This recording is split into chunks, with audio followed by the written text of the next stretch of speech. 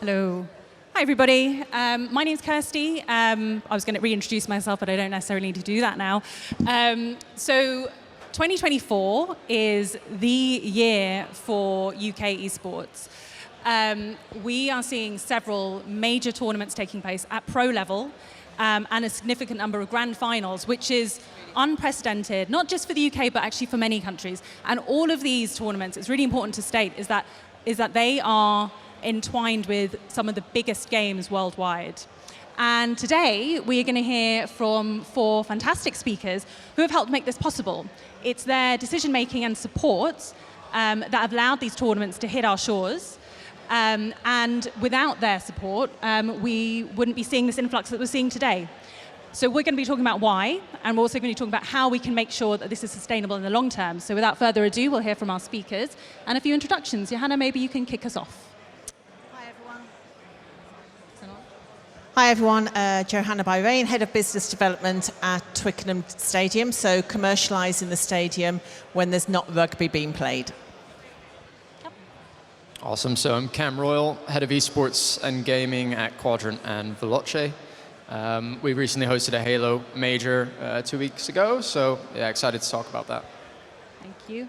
Ailsa. Hi everyone, my name is Ailsa Buck. I am Head of Major Events at London & Partners, and our job is to make the lives easier for tournament operators, publishers who are coming over to the UK, coming over to London, help them unpick the city really and make the most of their time here. Hey everyone, I'm Nelson. I'm an esports passionate since day one, and I do all the events for Ubisoft when it comes to esports. Thank you. So, Ailsa, we're going to start with you. We were on this very same stage last year, and we were talking about how do we bring tournaments to the UK? How do we make the UK this hub for esports? And it seems that through a lot of your work, this has been made possible. So I'd like to just understand, what's changed in the last year, and how has this happened? Yeah, I think we are incredibly lucky to have such a diverse and engaged event audience in London. London really is a city of consumers of live experiences. So combined with world-class venues, with global appeal, London does hold a top spot as a destination host city for major events. People like Blast, like Riot Games, taking the plunge coming over here and hosting their events here, I think it's given a good bit of confidence to other organisers that London is ready. Our audience, our market here is ready to host major events, and we want them from an esports point of view. But also that fans are incredibly willing to travel to London. We are very well positioned from a connectivity point of view, a gateway across to Europe, but also a short hop from North America. The language, the time zone, all of these things come together to position London quite favourably. I totally get that compared to more established markets, South Korea, North America, Copenhagen, who have such a heritage in esports events, I get that we might be a bit more of a risk, perhaps, but I do hope that the events that we're seeing this year can show that a new market is a fantastic opportunity to tap into people and create that buzz and that excitement and find new fans. And Johanna, I'll come to you next because Ailsa raised a really good point about having this sort of very central location. Twickenham Stadium offers exactly that, and your venue is possibly one of the longest standing esports venues that I have personally worked with as well. So in your opinion, what has changed in the last year? Why are we seeing this sort of resurgence of tournaments taking place here, and what is it that Twickenham's offering? I think we've been hosting gaming tournaments, boot camps for the last 8-9 years at Twickenham, using our spaces really flexible. And in the past, we've hosted many, but we've also had those ones that didn't end up coming to London or Twickenham. Expensive, visa problems, etc., etc. I do think post-COVID, though, there's more reasons to come to London now than not. People are going, actually, the whole world is expensive. Everyone's prices has gone up. But as Ailsa said, we've got huge experience here. People know that we have invested teams in our venue, certainly in our venue. We're welcoming the audience participation. There's a hunger there, and we can deliver really great events working with you guys. So I think in the past, those barriers now are just thinking, you know what, listen, the esports community are brave, right? There's easier venues to go to, easier countries, but they will take those risks, and hopefully they pay off and they have a great experience. And they're you know, athletes, the teams, they want to come too. You know, they want to come too. The talent wants to come here and have a great London experience. Brilliant. And Nelson and Cam, you know, we've talked a little bit about London being quite expensive. The UK typically is fairly expensive.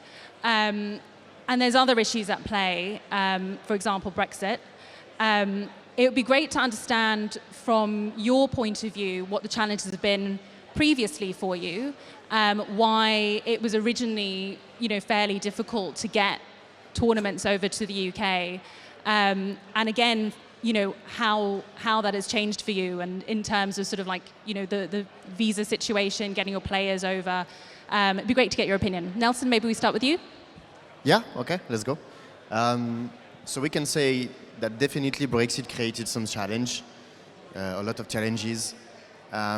Just because of the change of the regulations, we had some issue with the visas. So it has been always difficult to handle at the beginning because we were not also used to the new rules of UK. So Ubisoft is based in France.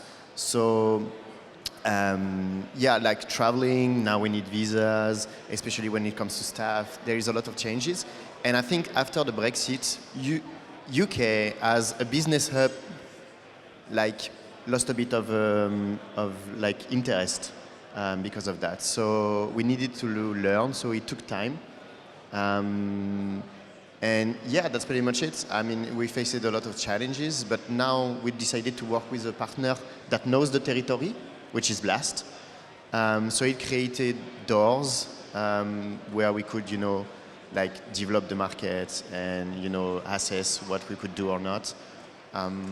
So I think the learning there is you need, after Brexit, you need to work with someone that knows the territory, and you have a learning curves. And now that we are like, I think it's been 4 years, now 3 years after the Brexit.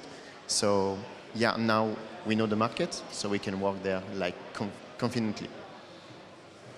Yeah, I think to jump on the visa piece following Brexit, totally get it's a new world. It was for everybody, hard to navigate. And I'd encourage people like yourselves to use us in that situation. It's why we're here to help navigate that space.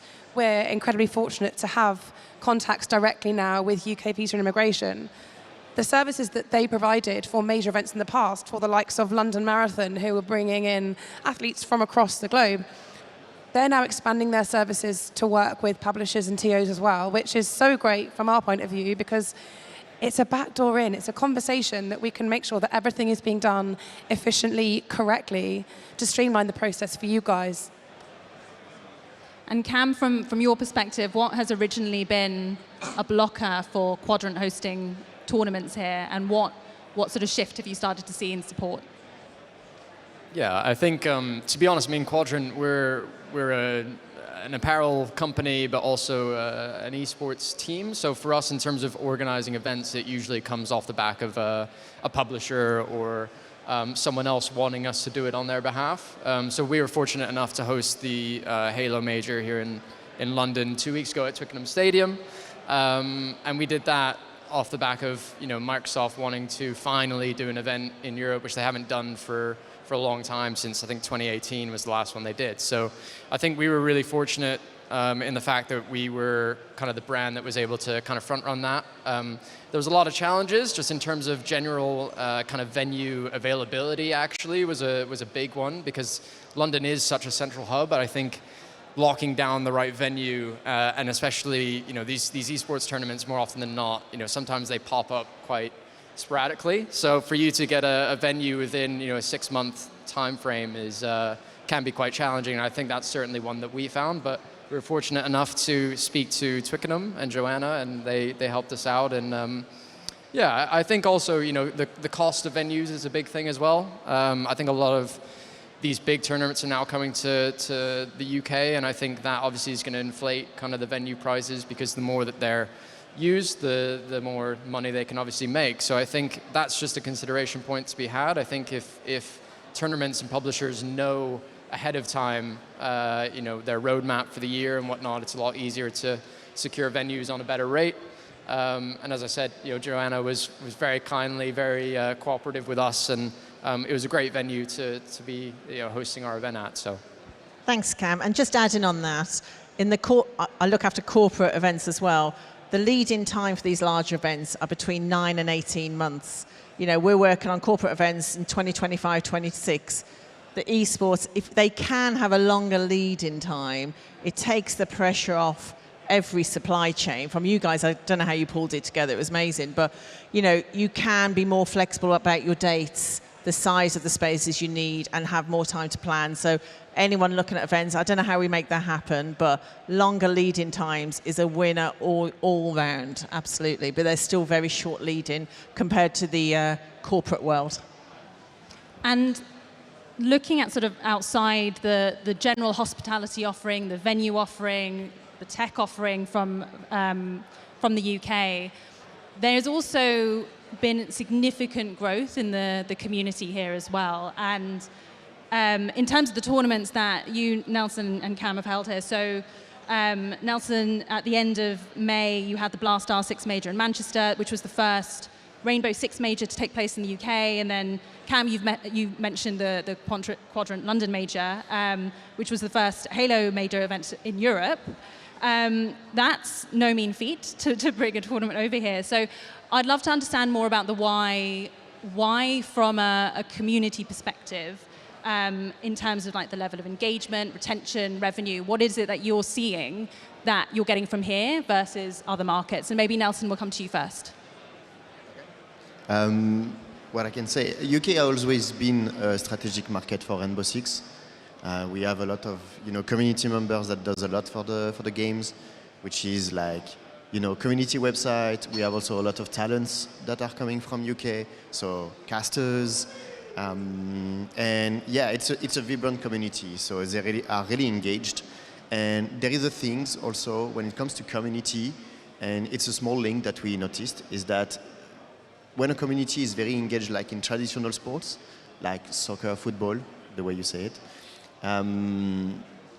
We've seen that also it's easier for us to bring people inside events. So we try to focus those countries also. And yeah, we've seen a lot of good community feedback from UK. Also, it's a good opportunity for us to show that we are strong in UK, and we can develop like partnerships, sponsorships. It creates like a product where we can sell business around it.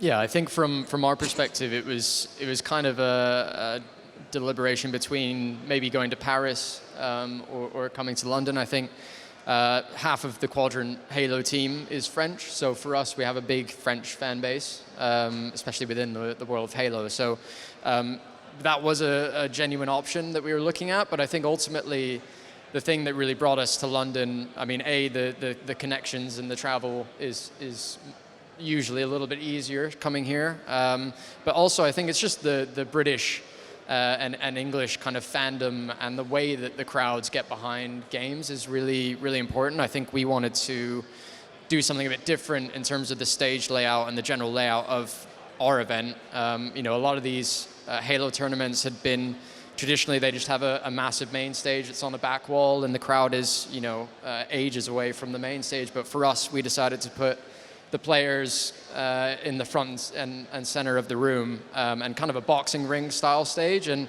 that was really to encapsulate the British and English fandom, because everyone knows the passion that English fans have when they go to football matches or other sporting venues. So I think we wanted to really capture that and bring that to esports. And I think London was just a natural place for us to do that in. So. And staying with you, I'd love to understand, and obviously you two have a very close working relationship now. It would be great to understand why Twickenham, and what is it that Twickenham Stadium is offering that no other venue is offering. So maybe sticking with you, Cam. Yeah, I think Twickenham was great. Again, it comes down to the ease of people getting to the venue. So it's a 50-minute drive from from the Heathrow Airport. It's massively connected on trains. It's a massive venue that is used to holding huge crowds. So in terms of the facilities, the accessibility, the support that Twickenham and Joanna were able to give to us, I think that made our job a lot easier, because they took a lot off of our plate actually in terms of what the venue can help provide, because they are used to having mass amounts of people coming. So I think that was definitely an increase over a lot of the other venues that we were speaking to, is that a lot of them are just dry hire, and you kind of get what you get the space and you kind of have to make up everything else. Whereas with Twickenham, you get the space, but you also get the facility, the customer support, and the general relationship with the venue, I think, is really important. And I think we certainly saw that with Joanna and Twickenham. They were just so, the hospitality they showed us was brilliant. So. Thanks, Cam. Yeah, I think for us, what we've got exactly the same planners, chefs, duty managers, event managers for the last 7-8 years. Super experienced, really agile, can move fast. And what we pride ourselves on, there's tons of amazing venues out there. We know that, absolutely doing brilliant jobs. What we really pride ourselves on is that relationship that we build with the end client. We really value, we don't take any of this business for granted. The RFU profits of these events go back into a community game of rugby, so it's really important for us to keep that game alive as well. Slightly different game to what the guys were playing. But it's that ongoing relationship that we build with the clients leading up, really taking off as much pressure as we can. Even with last minute changes, we have a super experienced team there. So I think, as a venue, we're a venue absolutely able to move people around and accommodate them, but we love just working with the clients and making sure that they're really happy with the end product too. I remember from the Face It Major back in 2018, the level of hospitality and catering that you were offering was phenomenal. The Sunday lunches, by the way, if you're ever at Twickenham Stadium, I really do recommend them. Really, really good.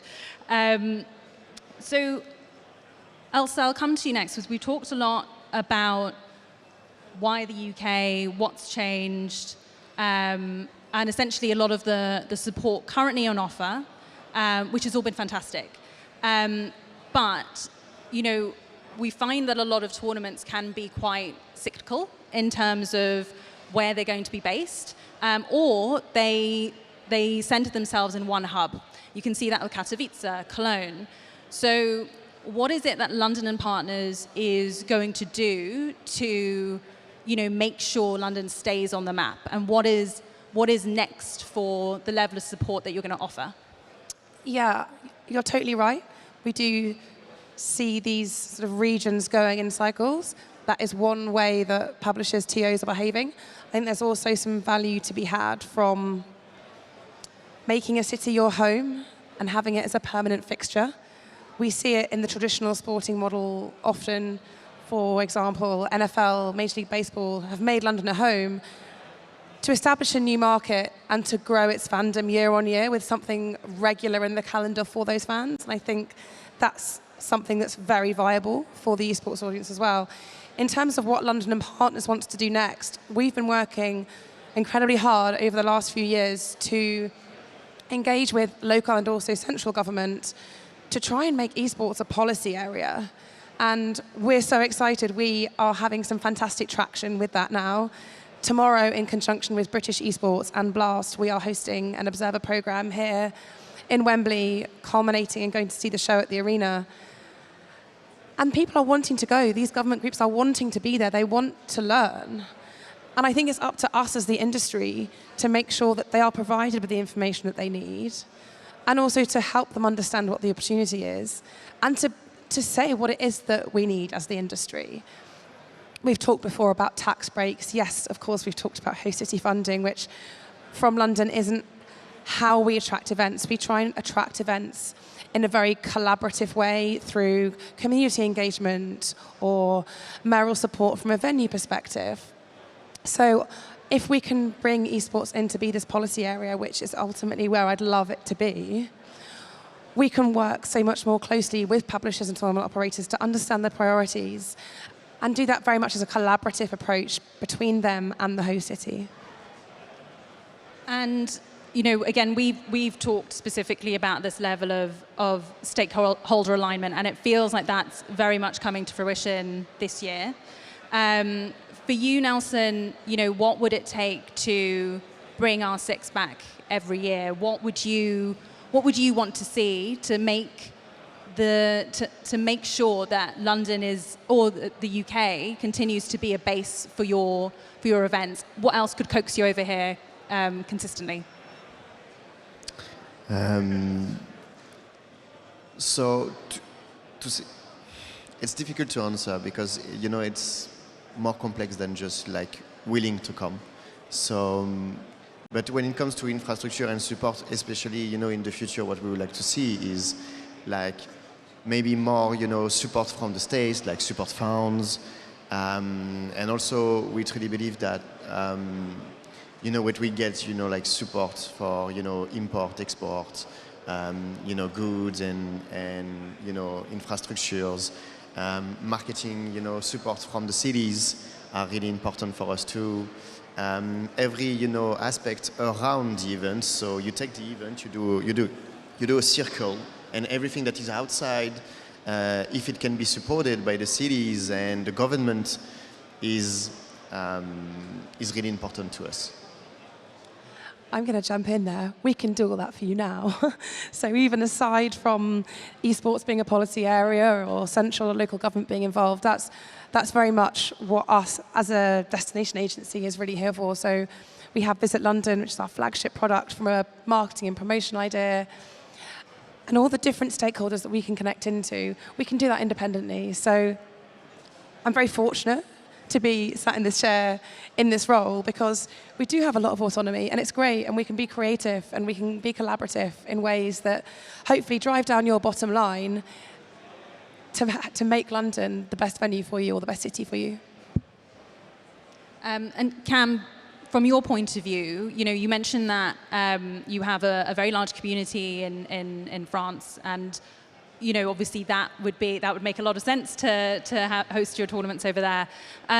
What would it take for you to ensure that your tournaments are going to consistently take place in the UK, if not London or Twickenham Stadium? I mean, I think it helps when you've got kind of Microsoft as a partner for the venue, because I think also a big pull is just the general language barriers that you get when you go to a destination like Paris versus London. I think the English-speaking audience that is over in North America, I think for them it's a lot simpler to come to a venue in a location like London, because you don't have that language barrier, and I think people underestimate maybe how much that actually has a toll on fan experiences when they do come. So I think certainly for them and Microsoft, I think London is always one that they love. I mean, they have a lot of, they've got flagship stores here. It's built into their company ethos already. So I think it makes sense for them to come. I don't think we would sway away from the UK for next year, for instance, and years following that. So I think we just wanted to really set a good foundation this year as, again, kind of the first Halo major in Europe. And for us to do it in the UK, I think we did kind of put London and the UK on the map a little bit certainly from a Halo perspective. And you are seeing a lot more of these publishers, League of Legends, Ubisoft, everyone's coming over now, and I think the traction's starting to build. So as long as we can keep that up, I think that's all that really matters, to be honest. Excellent. And from Twickenham Stadium's point of view, when we spoke before, you mentioned that a lot of the collaboration that you do to get support is through local government. So is there something more that you would want to see to ensure that Twickenham Stadium's front of mind and present when it comes to getting in front of different publishers and tournament organisers? Yeah, I think it's events like these that making sure the relationships are in place. It's great to see people here that we've worked with for like 7-8 years in different roles maybe, or different publishers or TOs, but it's maintaining that relationship, making sure we're constantly up in our game as well, whether that's our connectivity or our on-site facilities, working with, but every tournament we do is different. Personalities are different, language barriers are sometimes different, the menus, the design, the set. So it's just making sure that we have that authentic interest ongoing and we keep up to speed with what's happening, we work with London partners, so we know what's coming in, what we can work with. But even if it's not the tournament, and next year we're definitely going to get one in the Stadium Bowl, bigger audience, how fast it's sold. But even if it's not the tournament, it's the wraparound opportunities as well, because we get many teams coming to us who are performing elsewhere, but they want that safe space, they want the training facilities. You know, Cam set up all the teams overlooking our pitch in their own boxes, which hopefully, even if they didn't know what rugby was when they arrived, they've drawn some inspiration from a really traditional sport and the environment they're in. So for us as a venue, it's keeping up to speed, keeping engaged, making sure we know what's going on, making sure our relationships are in place with people like Cam and the other organisers and London and partners, just making sure that we put on a good show and we deliver a really good experience for the client as well as the visitors from overseas as well, because you had a huge amount of overseas visitors and we want them to leave Twickenham. We're in a beautiful borough with so much going on with a really great experience. Yeah, I mean, I just wanted to add on, I think it's also up to the venues themselves to kind of put themselves out there a little bit. I think when we were certainly doing research for our venue for the Halo Major, it was a struggle to actually find the right one, because not a lot of them do advertise that they're willing to host a gaming event. There's a lot of technical requirements that involve a gaming event, obviously internet speeds and stuff like that. So I think, for stadiums and venues and everyone else that is wanting to entice esports events, I think it's important to get connected and come to events like this, like Joanna has, because you put yourself out there a lot more. And I think that can't go overlooked as well. I think if venues around London in particular are putting themselves out there and they're marketing more, welcoming gaming, welcoming esports, I think a lot more publishers would be enticed to have a look at it. So I think that communication element and that transparency of, hey, we are welcoming esports events, I think does go a long way and can't be understated. So we've talked a lot about how great the UK is and how great London is, which is fantastic, and I completely agree. I would also like to understand sort of how we compare as well. Appreciate from Ubisoft's point of view, you run a phenomenal amount of events all over the world, and for London and partners, you'll have your finger on the pulse in terms of what it is that you need to do in comparison to other markets to make sure we're this hub. So outside of all the proof points that we have for the UK, where do we currently sit as a destination for esports? And perhaps Nelson, you want to start. What are other markets doing that makes their country attractive?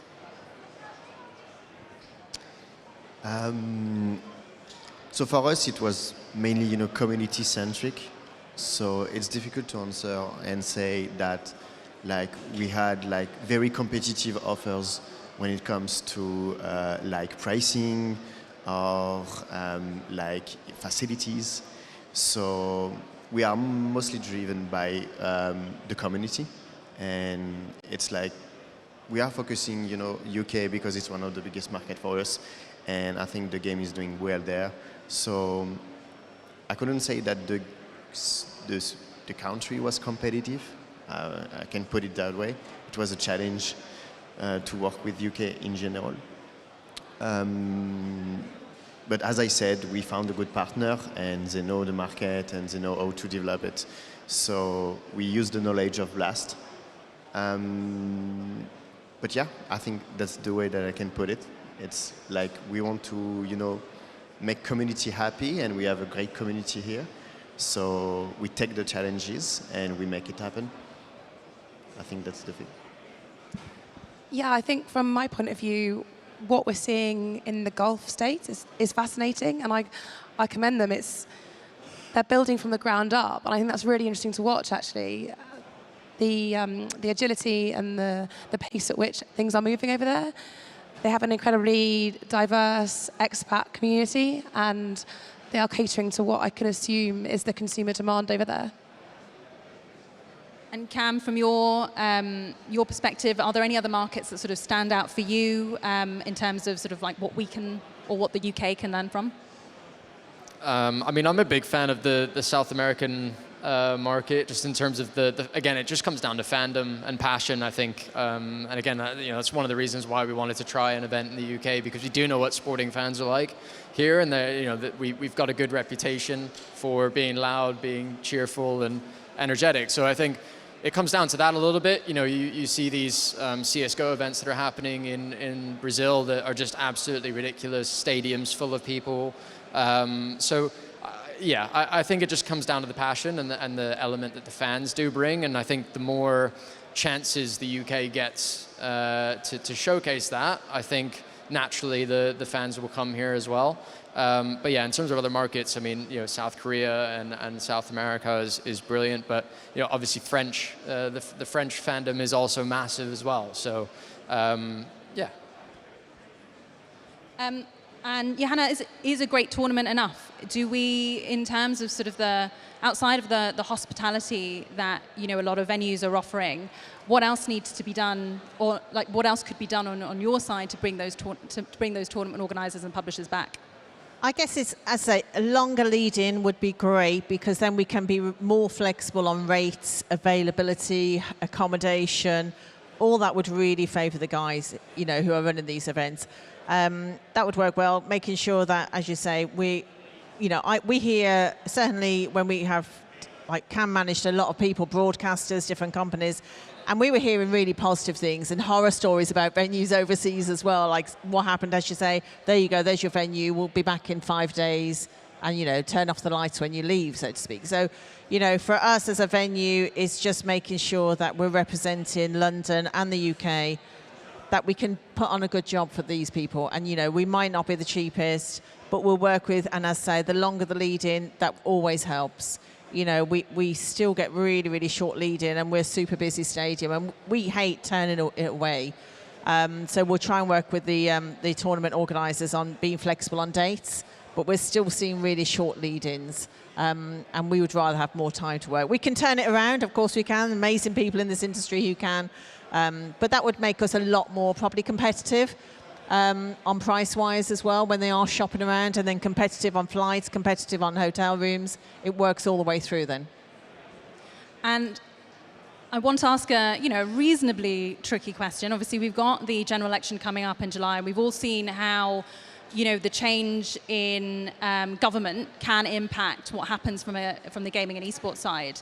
And it's really important that, whoever, the consistency element can be really important. Having very short parties in power makes things incredibly difficult to push anything through.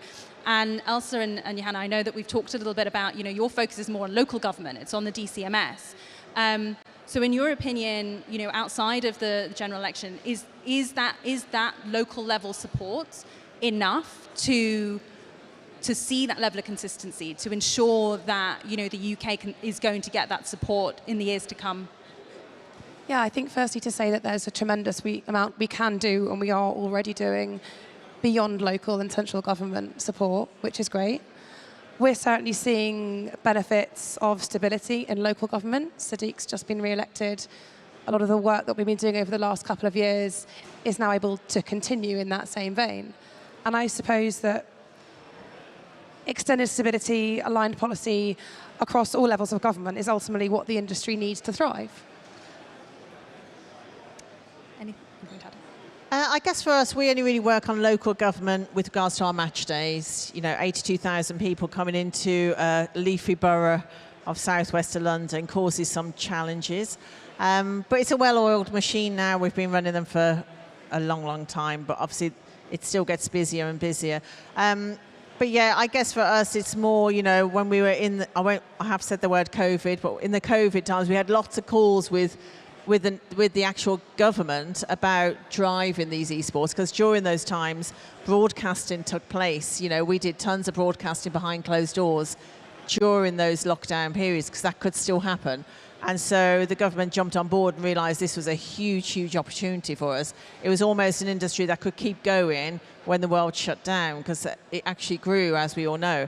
So it'd be lovely to see whoever comes into power, really gain, the DCMS, I imagine it falls under, put some more weight behind that and really do that shout out. Like, we don't expect our Prime Minister to do a global announcement like other countries do, but absolutely local mayors, local governments really supporting that we're attracting international visitors to come to London and the UK on really exciting experiences. And that's only a good thing, right? And it is reaching a new core audience that all these politicians want to reach, right? So I do want to leave enough time for audience questions. So my final question is that it after 2024? So this is more of a predictions question. Obviously, we've just talked about how much support and consistency we're going to see. But again, are we likely to see more tournaments taking place next year? Is it going to be in another 5 years? And maybe Nelson, we can come to you first. So you mean like handling like recurrent events in London? I'm not sure I understood the question. Oh, so I just want to hear your prediction, really. So are we likely, in terms of this market, in terms of the UK market, going to see, consistency in the tournaments taking place next year? Or is your prediction that actually 5 years' time we'll have another resurgence? So I will answer on the Rainbow Six side and the event side. But so for us, we travel a lot. We propose, events all around the world, and we try to be kind of fair when it comes to offering an event to the community. So we definitely not stay in the same country to do the finals and such like that. But if like London or UK in general, develop through politics, investment, educations on esports, there is a chance where we could handle like a yearly based event.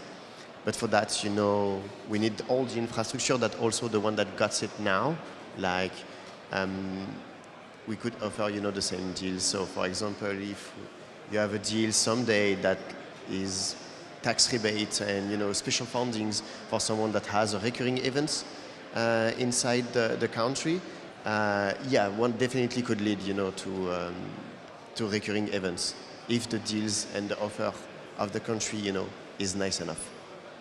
Ailsa, I'm sure you're biased, but your prediction? Yeah, so firstly, I'd say there's more to come in 24. I don't think we've seen the last of the announcements of events to come.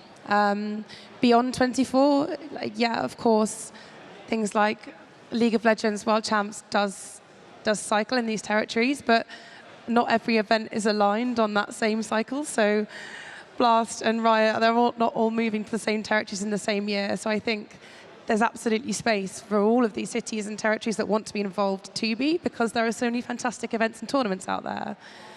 And I think I touched on it earlier, there's also efficiencies to be had for repeating events in a city.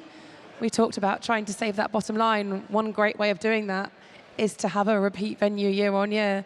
Your time is saved from a production point of view, a marketing point of view. It can be more effective and more powerful the second time round. People are expecting it, so they can play into that and you can build that repeat fandom. So no, I don't think that 2024 is going to be some hot year that we'll look back on wistfully. I think it's a sign of things to come. Cam? Yeah, I mean, I think, again, it just comes down to this year's events and how well they go. I think, for us, I'd like to say that Microsoft is pretty happy with the Halo event. So for us to come back and do it again next year, it kind of seems like a no-brainer, I think, for all parties involved. And that was just off of the back of the success of how many people came, the interest, the revenue that Microsoft's able to make off the back of that. So I think with this League of Legends event that's coming, or R6 or whatever it may be, I think it just comes down to the publishers seeing that return on investment from not only financially, but also like the actual fandom and experience that the fans get from coming to these events. And if it's a success, then I imagine that they will come back again next year. And as you're saying, I think doubling down on that repeat experience of, we've got another event in London again next year to look forward to. So. And finally, Hannah, it sounds like you might already have a tournament taking place next year anyway. with the lovely Cam. So any other predictions for us? I guess, we'll always be there. We go by the demand of our clients at the end of the day, but we're not seeing slope. And as Ailsa says, there's always new tournaments coming up and new formats, and we'll just really adapt to those, whether that's using the seating in our stadium, and I sat on ESI, back in 2019, I think it was. Thank you, Sam. And we talked about one day we will fill a stadium. I can't promise we'll have a roof at Twickenham, but, when will that be? So, seeing the audience engagement will go off the back of what stats and interest, the publishers and the tournament organisers and the brands tell us. And we'll just adapt to what those needs are like we have done till now. Brilliant, thank you very much. And we will turn to audience questions if anybody has any questions.